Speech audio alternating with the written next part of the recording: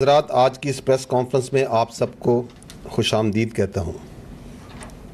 इस press conference का मकसद बाज़ अहम अमूर पर अफ़वाज पाकिस्तान का मौक़िफ़ वाज़ेह करना है।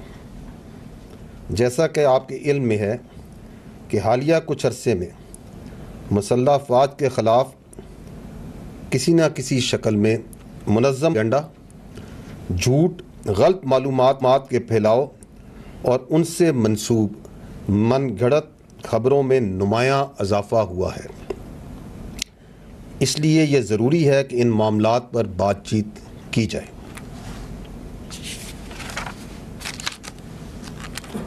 ख़वातीन व हज़रात, काउंटर टेररिज्म की मद में साल 2024 में होने वाले ऑपरेशंस का अगर जायज़ा लिया जाए तो इस साल मजमूई तौर पर सिक्योरिटी फोर्सेस ने दहशतगर्दों और उनके सहूलतकारों के ख़िलाफ़ अब तक 22,409 छोटे बड़े इंटेलिजेंस बेस्ड ऑपरेशंस किए हैं। इस दौरान 398 दहशतगर्दों को वास्ले जहन्नम किया गया है। दहशतगर्दी के इस नासूर से निमटने के लिए रोज़ाना की बुनियाद पर 112 से ज़ायद ऑपरेशंस अफ़वाज पाकिस्तान, पुलिस, इंटेलिजेंस एजेंसीज और दीगर कानून नाफिज करने वाले अदारे अंजाम दे रहे हैं। ऑपरेशंस के दौरान 21 हाई वैल्यू टारगेट्स यानी इंतहाई मतलूब दहशतगर्दों की हलाकत भी हुई है। रवां साल 137 ऑफिसर्स और जवानों ने इन ऑपरेशंस में जामे शहादत नोश किया है। पूरी कौम इन बहादुर सपूतों और इनके लवाहिकीन को खराजे तहसीन पेश करती है, जिन्होंने अपनी कीमती जानें मुल्क की अमन सलामती पर कुर्बान कर दी। जैसा कि मैंने इब्तिदा में कहा था कि बढ़ते हुए झूठ और प्रोपेगेंडे की वजह से ये ज़रूरी है कि हम अपनी इंटरेक्शंस और आज जैसी प्रेस कॉन्फ्रेंसेस को ज़्यादा बाकायदगी से मुनक्किद करें, ताकि ना सिर्फ किसी भी सूरत हाल पर मौक़िफ़ की वजाहत हो सके, बल्कि जानबूझकर फैलाई गई अफवाहों और झूठ का बरवक्त सद्देबाब किया जा सके। इसलिए मैं अपने ब्रीफ को यहीं तक रखूँगा और अब आपके सवालात लूँगा। चूँकि जैसे मैंने कहा कि हम अक्सर ज़्यादा रेगुलरली इन इंटरेक्शंस को करेंगे, तो जो बहुत ज़रूरी हैं वही सवालात कीजिएगा और इस इंटरेक्शन को भी थोड़ा हम ब्रीफ रखेंगे। तो लेडी से स्टार्ट करते हैं। ज़रमीन ज़ारा जी। अस्सलाम वालेकुम, Zarmeen Zahra from Geo News. Pakistan में दहशतगर्दी पर काबू पाने के लिए हालिया अज़्म इस्तेहकाम के नाम से ऑपरेशन का ऐलान किया गया और माजी में देखा गया है कि दो अहम ऑपरेशंस राह निजात और ज़रब अज़्म जो है वो पाकिस्तान के अहम ऑपरेशंस हैं, मिलिट्री ऑपरेशंस, जिनमें भरपूर फ़ौजी ताकत का भी मुज़ाहरा किया गया है और साथ देखा गया कि उसमें लार्ज स्केल पर डिसप्लेसमेंट जो थी वो भी सामने आई। अब भी ये इससे मुवाजना किया जा रहा है ज़रब अज़्म का जो मुवाजना किया जा रहा है अज़्म इस्तेहकाम से, और ये एक सियासी तौर पर सियासी हलकों में भी ये राय पाई जा रही है कि क्या डिसप्लेसमेंट्स अब भी इस ऑपरेशन में भी होगी, इसकी नौयत क्या होगी, इस हवाले से थोड़ा सा बताइएगा। जी देखिए, ये I will take a little time on this, क्योंकि इसके ऊपर काफ़ी कन्फ्यूजन है। This is a very fundamental question, ये जो अज़्म इस्तेहकाम क्या है। I will start by saying कि हमारा इस वक्त प्रॉब्लम ये है कि इंतहाई संजीदा इश्यूज़ को भी हम सियासत की भेंट चढ़ा रहे हैं और ये अज़्म इस्तेहकाम उसकी एक आपके सामने मिसाल है। Before I dwell into what is Azm Istehkam, मैं क्लियरली अप फ्रंट ये कहता हूँ, दोबारा ये कहूँगा क्योंकि हुकूमत भी पहले कह चुकी है कि अज़्म इस्तेहकाम एक हमागीर, एक मरबूत काउंटर टेररिज्म कैंपेन है and it is not a military operation पर से, जिस तरह इसको प्रेजेंट किया जा रहा है। नो, इफ़ वी सी, जो मैंने पहले कहा कि कैसे एक संजीदा बात को भी सियासत की भेंट चढ़ाया जा रहा है, तो अज़्म इस्तेहकाम के ऊपर 22 जून को last month national apex committee का इजलास होता है प्राइम मिनिस्टर की ज़ेर सदारत। उसके अंदर जो चीदा वफाकी वज़रा हैं, डिप्टी प्राइम मिनिस्टर हैं, वज़ीर दफ़ा हैं, इंफॉर्मेशन मिनिस्टर हैं, फाइनेंस, ये जो अपना इंटीरियर मिनिस्टर्स हैं, जो कंसर्न मिनिस्टर्स हैं, दे आर प्रेजेंट। उसके अंदर सारे सूबाई जो चीफ मिनिस्टर हैं मौजूद हैं, सारे सूबों के जो चीफ सेक्रेटरीज़ हैं वो भी मौजूद होते हैं। जो मुतल्लिका सर्विसेज चीफ सारे मौजूद हैं, services chief are there, naval chief, naval अपना आर्मी चीफ आर देयर, और उसके बाद जो कंसर्न्ड जितने सिविल हैं और मिलिट्री ऑफिशियल्स हैं जो इन मामला से इंटेलिजेंस एजेंसीज वाले हैं, दे आर देयर। अब वो जब इजलास होता है तो उसके बाद उसका कलामिया जारी होता है, 22 जून का कलामिया जारी होता है। आप सारे चूँकि साफ़ी हैं, आपने यकीनन उस कलामिया को पढ़ा होगा। And then a confusion starts. I will just try कि मैं वो जो अलामिया है जो 22 जून को, क्योंकि अज़्म इस्तेकाम पे जो डॉक्यूमेंट है तो वो तो ही डॉक्यूमेंट है ना, आई will just go through the concern points, the important points in that. ये कहता है कि ये जो एपेक्स कमेटी का फोरम है, इसने एक कॉम्प्रिहेंसिव रिव्यू किया ऑनगोइंग काउंटर टेररिज्म कैंपेन का, और उन्होंने प्रोग्रेस जो multi domain tenants of the national action plan were scrutinised. तो नेशनल एक्शन प्लान तो 2014 में और रिवाइज नेशनल एक्शन प्लान तो 2021 में बना था, उसके जो इतने डोमेन्स थे उन्होंने उसको प्रोग्रेस को उन्होंने देखा, और उन्होंने कहा कि आइडेंटिफाई की शॉर्टकमिंग्स जो उसकी इम्प्लीमेंटेशन में है, और इस बात पे जोर दिया गया कि एक ज़रूरत है, there is a necessity for a comprehensive and reinvigorated counter terrorism strategy. इसको भी बंद कर दें। फॉर ए काउंटर टेररिज्म की जो स्ट्रेटजी है उसकी ज़रूरत है, कॉम्प्रिहेंसिव और री इन्वोगरेटेड, जो कि बुनियाद की जाएगी on complete national consensus and system wide synergy.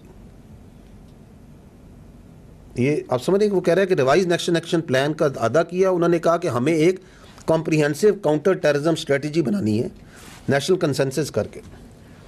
और इस डिस्कशन के बाद वो कहते हैं कि प्राइम मिनिस्टर ने अप्रूव किया एक reinvigorated and reenergise national counter terrorism campaign. तो क्या चीज़ है ये जो मैंने अर्ज़ की अभी भी? It's a campaign. किस चीज़ को? उन्होंने कहा री इन्वोगरेटेड एंड री एनर्जाइज। जो ऑलरेडी दहशतगर्दी कैंपेन चल रही है उसको री इन्वोगरेट और री एनर्जाइज करने की ज़रूरत है। और उन्होंने कहा कि इसमें और इसके ज़रिए इस कैंपेन को हम ऑपरेशन अज़्म इस्तेकाम से लॉन्च करेंगे, जिसमें कंसेंसस होगा, और ये जो अप्रूव हुई इस consensus of all stakeholders including the promises symbolising the national resolve to eradicate extremism and terrorism from the country. आगे यही एलामिया कहता है अज़्म इस्तेकाम क्या होगा? It will integrate and synergise multiple lines of efforts to combat the menaces of extremism and terrorism in a comprehensive and decisive manner. फिर वो बताता है कि ये लाइन्स ऑफ एफर्ट्स क्या हैं। ये इलामिया कहता है इन दी पॉलिटिकल डिप्लोमेटिक डोमेन होगी, जहाँ पे कोशिश की जाएगी कि टेररिस्ट की ऑपरेशनल स्पेस रीजनल कंट्रीज़ में कम की जाए। इसके अंदर जो काइनेटिक एफर्ट्स ऑलरेडी चल रही हैं उनको ऑगमेंट किया जाएगा with full support from the law enforcement agencies empowered bye effective legislation.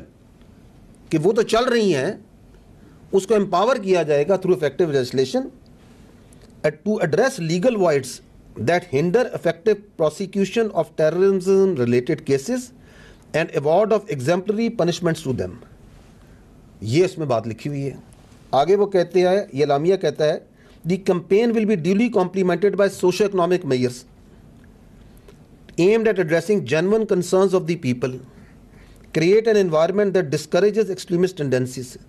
तो एक socio-economic domain का प्रॉन्ग होगा। फिर वो ये कहता है अगला, information space will be leverage to promote a unified national narrative बनाया जाएगा। उसको कौमी धारे का आपको पूरी कौमी लेवल पे एक नैरेटिव बनाया जाएगा। और आखिर में वो कहता है कि फोरम ने रीट्रेट किया that the fight against extremism and terrorism is Pakistan's war and is absolutely essential for the nation survival and wellbeing. और फोरम ने फिर यह कहा, और ये वो एपेक्स कमेटीज़ के मैंने मेम्बरान आपको सारे बता दिए, that no one will be allowed to challenge the writ of the state without any exception. आप मुझे बताएं कि इसके अंदर कौन सा ज़रबे अज़ब, कौन से ऑपरेशन, ये क्या कह रहा है? और यही है आपके पास जो डॉक्यूमेंट है जो 22 जून की शाम को प्राइम मिनिस्टर ऑफिस से इशू हुआ है। Are you getting it what I am trying to say? This is that आप सबके पास है, आप अपने मोबाइल पे करें तो यू विल गेट इट। और उसके बाद एक नैरेटिव बनाया जाता है कि जी बहुत ऑपरेशन हो रहा है, लोगों को डिस्प्लेस किया जा रहा है, हम इसकी मुखालफत करते हैं।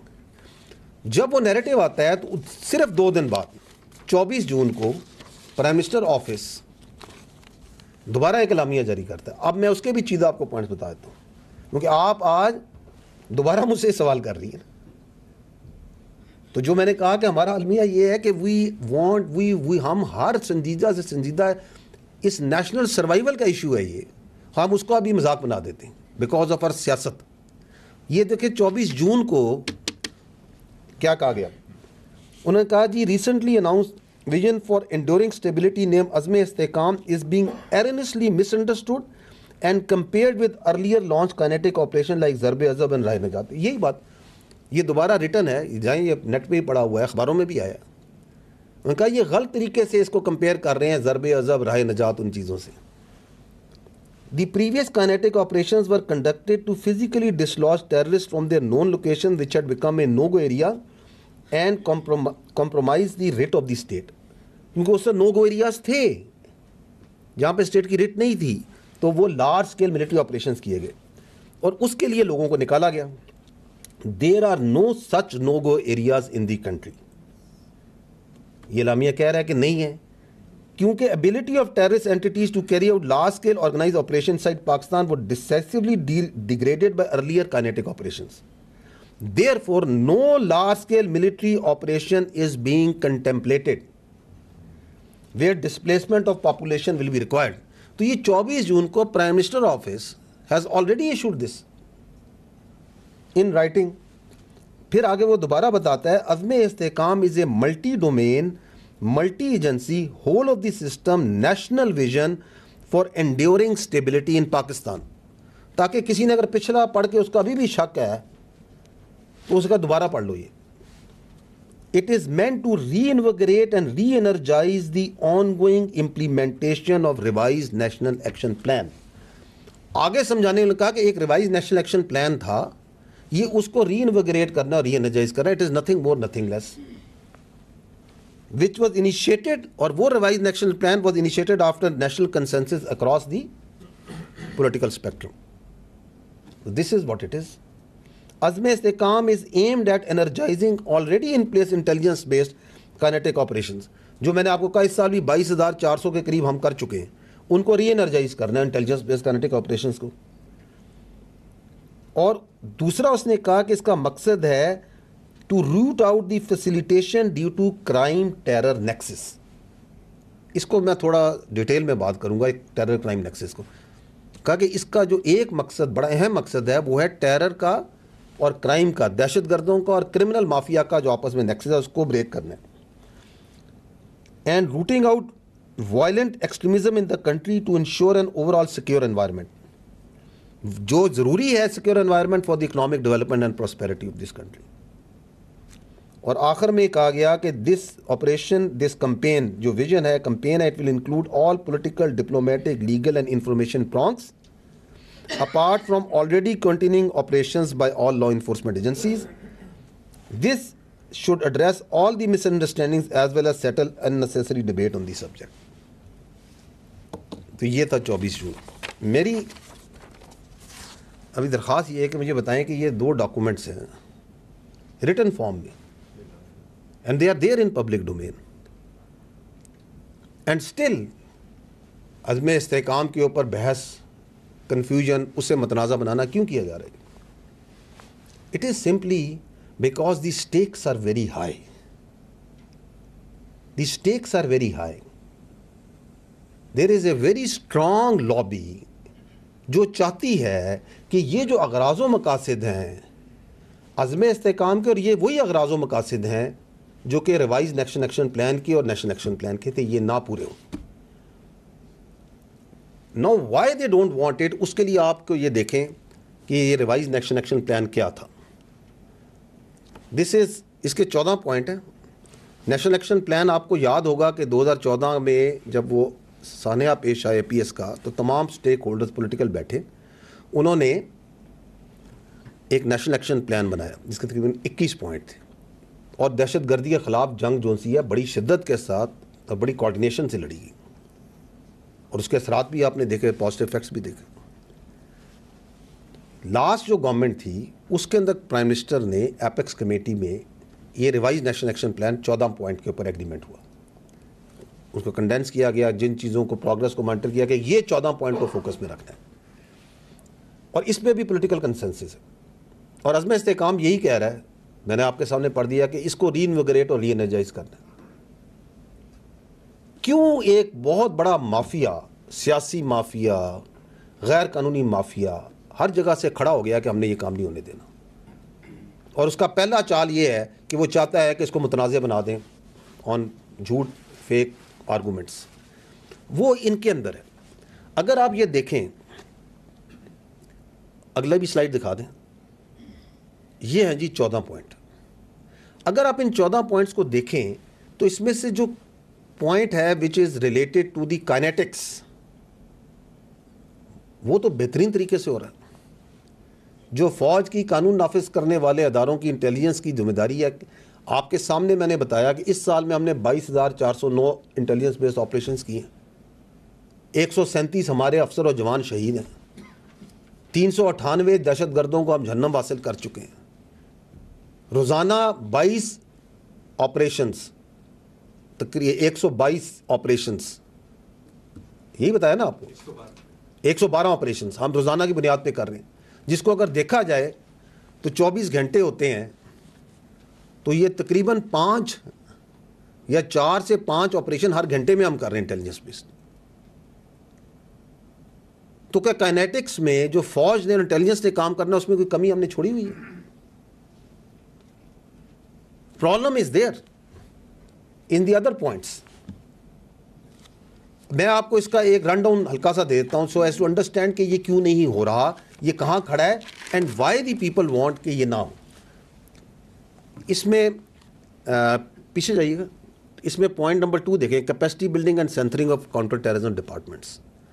ये ज़रूरी समझा गया 2014-2021 में भी कि जी काउंटर टेररिज्म डिपार्टमेंट्स जो हैं ये बनाए जाएं प्रोविंसेस लेवल पे, and they will be the main stage जो कि दहशतगर्दी को लड़ेंगे। नाक्टा जोन सी है, उसने दिसंबर 2023 में वो रिवाइज नैप की एक अपडेट निकालता है हर साल, आप लोगों ने भी देखी होगी।